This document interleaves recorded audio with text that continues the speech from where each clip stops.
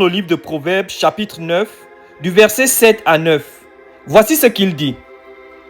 Celui qui reprend le moqueur s'attire le dédain, et celui qui corrige le méchant reçoit un outrage. Ne reprends pas le moqueur, de crainte qu'il ne te haïsse.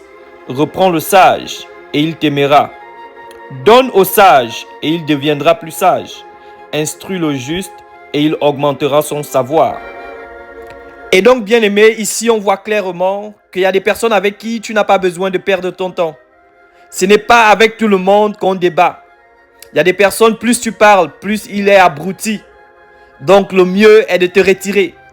La parole de Dieu nous dit dans Matthieu 5 au verset 39 que si quelqu'un te gifle à la joue droite, donne aussi la gauche. Et ici là, ça ne veut pas dire littéralement gifler. Mais cela veut dire en quelque sorte, si quelqu'un te parle du côté droit, donne aussi la gauche. Retire-toi.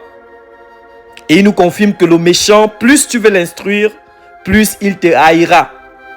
Donc, qu'est-ce qu'il faut faire? Parfois, la meilleure solution est de se retirer.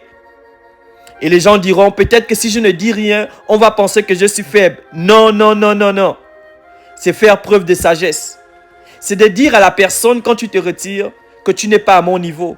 Ou encore, le débat n'a pas lieu d'être. Donc, il faut apprendre à te retirer sans toujours donner ton point de vue. Surtout quand tu sais que la personne ne vaut pas la peine. Parfois le silence vaut mieux que 1000 mots. Et laisse ton adversaire dans une réflexion profonde.